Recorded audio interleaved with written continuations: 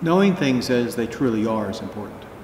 This requires that we know not only the facts and figures, but also to see them in their proper context.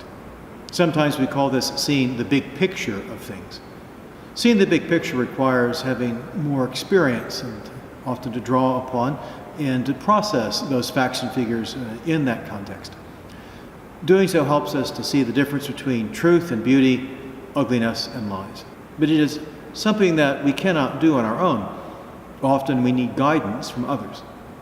In the vocation of marriage and parenthood, spouses are to help each other to know these differences, to help each other to grow in holiness. They are to guide their children in knowing and living out these distinctions in order for they too to grow in holiness. This is the vocation of the family. Last Sunday at Mass, we heard the gospel reading of Peter the Apostle being given his vocation, and that vocation was to lead the early church, or feed my sheep, as the risen Christ tells him.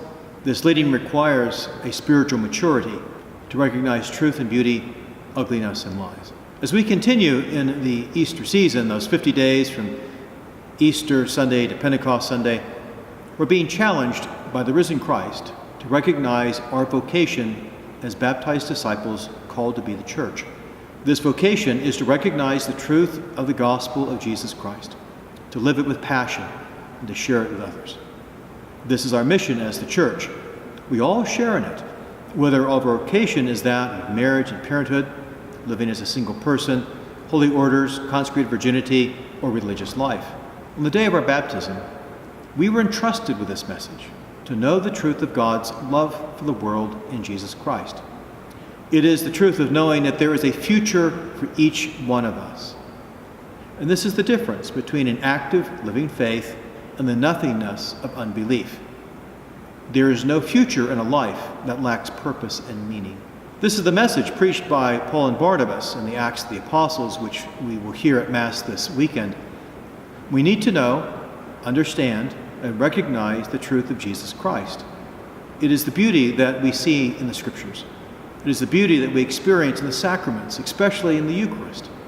It is the beauty of the shared life of Christian disciples. This shared life together is the living substance of the Church. In it, we guide each other to see the truth and beauty of our Catholic faith, even in the midst of the ugliness of scandal and corruption. This is the big picture.